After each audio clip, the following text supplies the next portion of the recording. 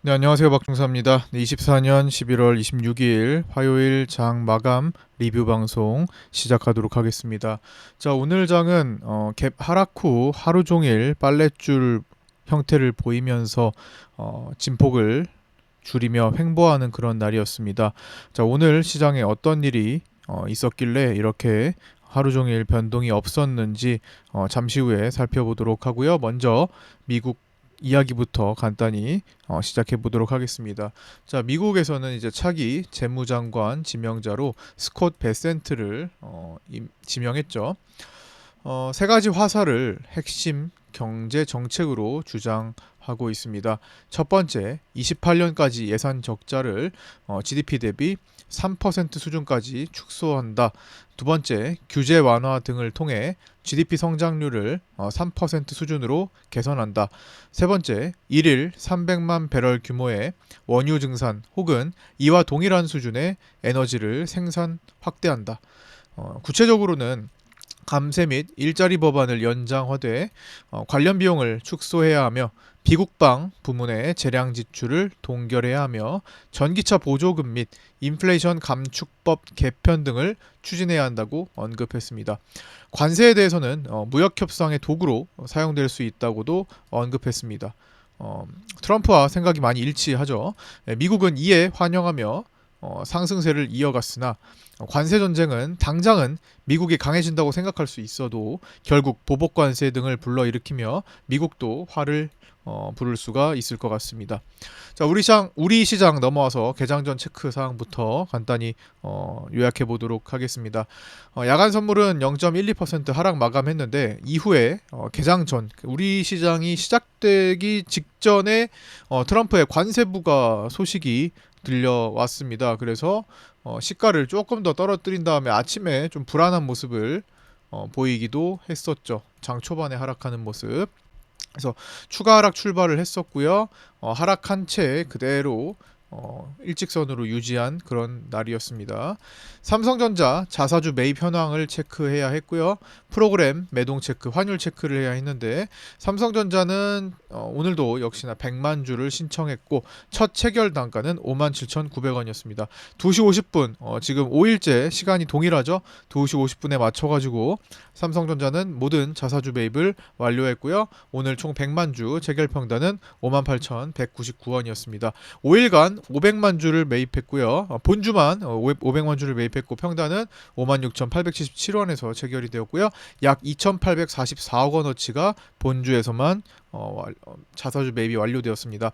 삼성전자 우선주는 총 341억 원 정도를 매수해서 토탈 3,185억 원 정도를 매수하며 삼성전자가 공시했던 3조 원의 10% 이상이 모두 10% 이상 매입이 완료되었습니다.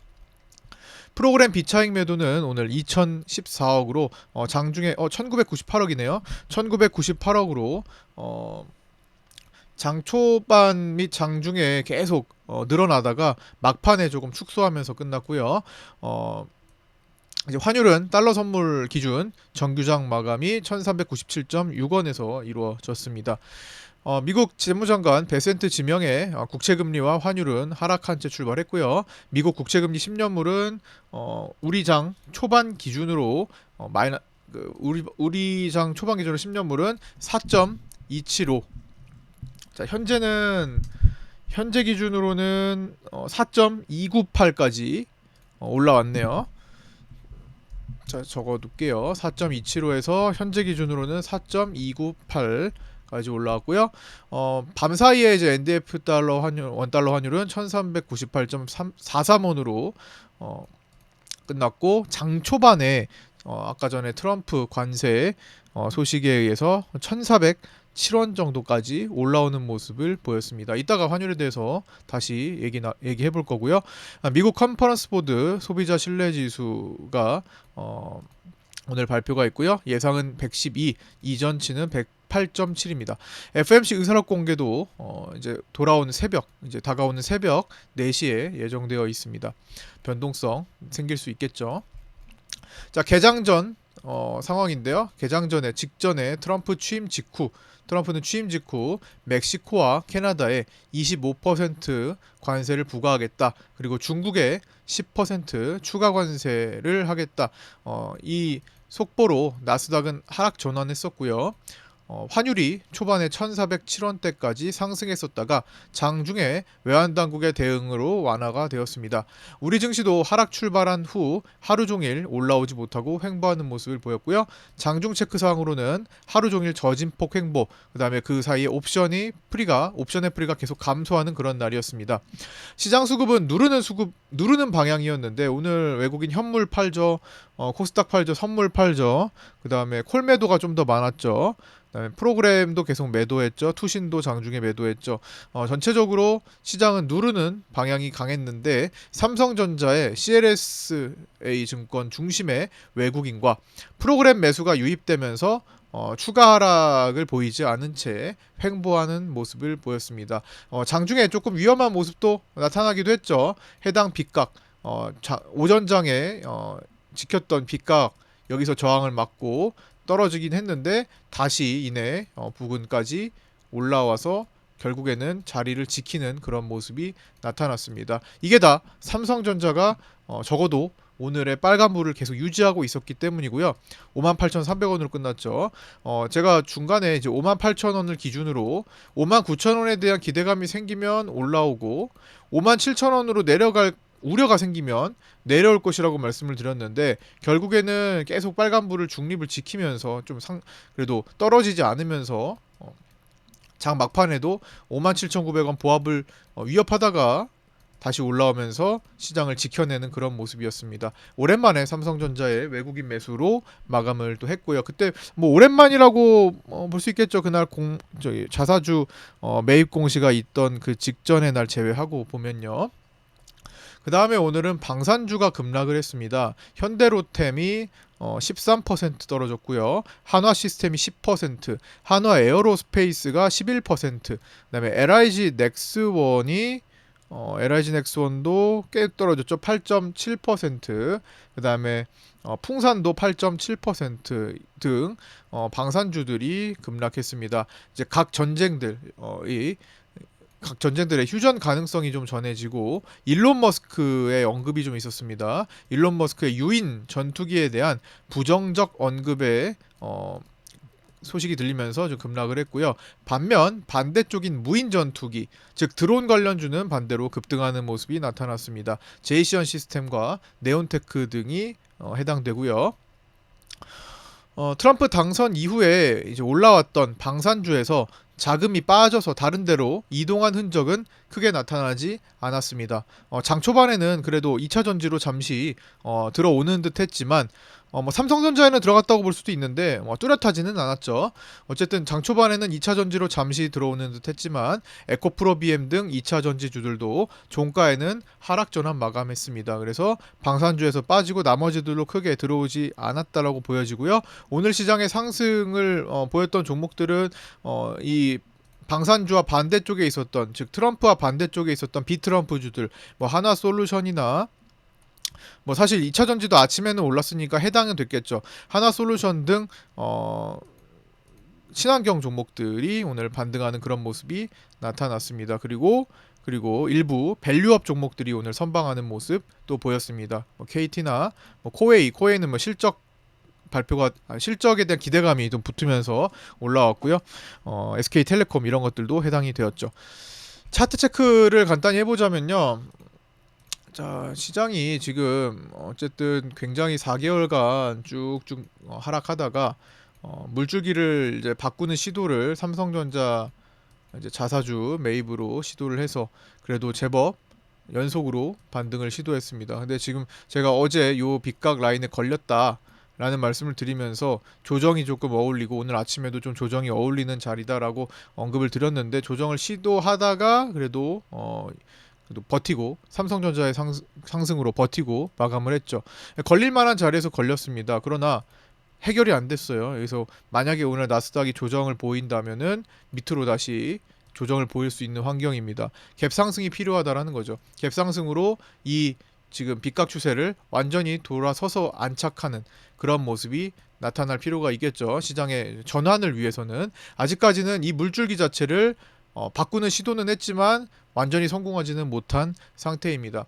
오늘도 오늘도 이제 이런 조정을 보이면서 사실 확장될 만한 날은 아니었죠, 수급이. 그래서 뭐 시장도 나름 1차 정도까지만 움직였습니다. 제가 파생반에 8시 41분에 늘 올려드리는 그날의 지지와 저항 라인, 그래서 오늘은 1차 지지라고 말씀드렸던 334.2만 적용이 됐습니다. 시장 변동성이 약해서 장 초반에 이 자리, 오늘도 0.1 차이였네요. 제가 생각한 지지 라인은 334.2였는데 실제로는 334.1에서 반응이 나와서 요 구간을 활용해서 수익을 내신 분들이 이제 네이버 카페 매매일지를 올려주셨고요. 사실 그거 말고는 별로 큰 메리트가 없었던 날입니다. 해봐야 뭐 스캘핑 정도죠. 조금씩밖에 움직이지 않았으니까 오늘은 뭐 크게 먹을 공간은 없었다고 생각이 들고요. 일봉으로 보면은 기본적으로 제가 리뷰 영상을 주말에 올려드린 리뷰 영상에서도 언급했지만 10월에 외국인들이 옵션 양매도를 누적시키던 그 시절에 보였던 그 자리, 여기가 이제 구름대 중첩 지점에 제가 휴전선이라고 말씀드리는 38선이라고 말씀드리는 요 블루라인이 중첩되는 요 자리까지는 기본 반등 가능 구간이라고 생각됩니다. 거기가 피보나치 618 자리랑 겹치기도 하고요. 지난번에 우리가 여기서부터 여기까지 끌어올리는 것도 피보나치 618 자리까지의 반등이었죠. 자, 지금 보시면 여기서부터 여기까지의 618 자리, 여기서부터 여기까지의 61.8 반등, 여기서부터 여기까지 61.8, 61.8, 그 다음에 이제 11월 물로 깨져가지고 흔들렸죠. 그 다음에 크게 보면은 여기서부터 여기까지의 61.8% 반등이 지금 여기까지 준비되고 있는 겁니다. 그래서 일단은 단기적으로 여기까지는 움직일 가능성을 일단 보면서 지금 당장의 빗각 저항을 넘어가야 그 다음이 있는 거겠죠. 그래서 이 구간을 어떻게 만들어내는지, 현재 나스닥도 사실은 지금 뭐 달리고는 있지만 불안합니다. 언제든지 꺾일 수 있는 그런 형태가 진행되고 있고, 일단 고가를 못 넘어갔으니까요. 나스닥이 지금 이렇게 추세를 이어가고 있지만 아직까지 이 고가를 시도를 뭐 충분히 할 수 있는 구간이긴 하지만 여기 이 갭을 지금 터치만 했잖아요. 여기를 넘어서 안착하면은 일단 고가를 찍으러 간다고 볼 수 있습니다. 근데 아직까지는 그걸 넘어서지는 못해서 이 내려오는 요 빗각을 위협을 하게 된다면 공간이 살짝 열리는, 조정 구간으로 열리는 그런 가능성도 충분히 있습니다. 일단 다가오는 PC 일정, 내일이죠. 수요일 밤 PC 발표에 따라서 이게 위협을 가할 수가 있을 가능성이 생기고요. 그게 아니라면 돌파해서 신고가를 내겠죠. 그래서 지금 기준에서 여기를 안착하는지 먼저 볼 필요가 있습니다. 이번에 실패했던 자리를 오늘 극복하는지 혹은 내일 극복하는지 보면서, 극복을 못하면 웬만하면 조정으로 넘어갈 가능성이 지금 높아 보이는 그런 상태입니다. 자, 그리고 이제 넘어가서 이제 종가 체크 종가 체크 사항 보겠습니다. 코스피 선물은 8연속 양봉 마감을 보였습니다. 자, 보시면 연속 양봉이죠. 근데 코스피는 7연속 양봉 양봉 뒤에 오늘 음봉 마감을 했고요. 시장은 하루 종일 하락 후에 횡보하는 모습으로 올해 장중 최저 진폭을 기록했습니다. 종전에는 2023년 12월 12일에 보였던 선물 장중 진폭 1.75포인트가 최저였고요. 그 뒤로 가장 낮은 진폭을 보였습니다.